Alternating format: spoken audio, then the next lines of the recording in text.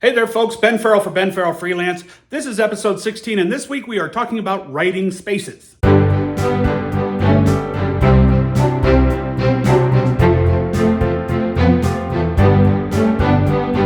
Hey there, Ben Farrell for Ben Farrell Freelance. This week we're not going to be talking about developing what you're writing or actually writing what you want to on your project. This week we're going to talk about the importance of having a dedicated space that you're comfortable in to do your writing. Now, that doesn't actually mean that every writer should have a home office that they can close the door and shut everybody else out. But if you have that, good for you. And if that's where you're comfortable, all power to you. However, don't let your environment work against you if you don't have that. Now, when I'm working on something new and I'm developing and I'm doing my writing, this recliner at the end of my sectional is where you can find me. I like it because it's comfortable and it's right next to my printer. So right here in this recliner is where I do my developing, my writing, and some of my editing. However, there are a lot of other places where I really like to go to do my revision. Sometimes I have a busy day, so I'll keep my manuscript in the truck with me so I can work on it, say between appointments or if I'm in line to pick up the kids from school. Sometimes I just want to be around people when I do my editing.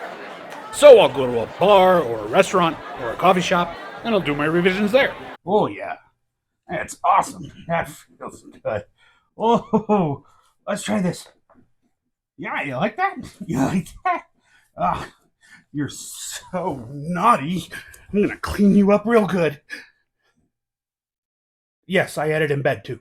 Now, I did go online to some of the writing groups I belong to, and I asked them the question, where's your most comfortable place to write? And I got a lot of different responses and a couple that were really interesting. Some people said they like writing at their dining room table. Some people said their sofa as well, after their kids and their wife goes to sleep. Another person said they like writing at a small corner desk in their place with a fan and a DVD player and a huge collection of DVDs. Writer Michaela Laddick said she also works at a small desk, but when she gets stuck, she packs up the laptop and she hits the coffee shop. Another writer, Talitha Lynn, said she actually does editing and writing between sets at the gym. Talk about using every moment of your life to find time to write. Another writer said their handwriting isn't very good, so they're stuck at their desktop computer with their brewed coffee next to them and staring out a window at the woods. However, one of my favorite responses came from a writer named Alt Wade, who showed me this picture and said he finds this environment soothing, as does his cat. However, he did say what you don't see in the picture is a life-size Leatherface action figure that's hanging out with him while he's doing his writing.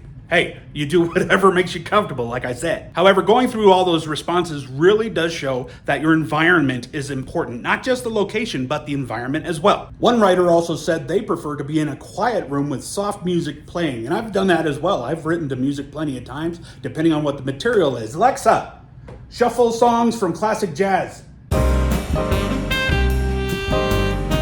Also, for some reason, I like my environment noisy. So if I don't put on music when I'm writing, I'll actually put on a TV show that I've seen 1,000 times, like Hell's Kitchen or Big Bang Theory, or play a bunch of hockey games on TV. I really find that I'm more productive when it's noisy than compared to when it's quiet. Now, if you're one of those writers that actually prefer a quiet place to do your writing, I gotta say, I got 3 kids. Finding a quiet place is very few and far between for me.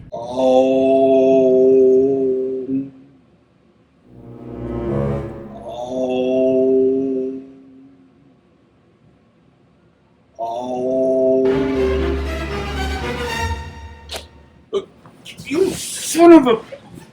Come here! Come here! Mom! Daddy needs to write! Mom! Daddy needs to write! So yeah, if you have kids, good luck finding your quiet place. The point is, find an environment, find a location that works for you, that makes you the most productive. Whether it's noisy or quiet, if it's in your home or out, find something that works. Try a bunch of different ones if you're actually getting started until you find what works for you. I would advise bring your manuscript with you, especially when it's finished and you're revising. You'll never know when you'll find little moments in your life that you can give it a few minutes. Find those extra minutes when you can. This is Ben Farrell for Ben Farrell Freelance. Thanks for hanging out with me. Hey there, folks. As promised, we have a new contest period for the next 2 months. For this contest, what I'd like you to do is write a 3-sentence story to go along with the photo that I'm about to show you. And this photo is really weird.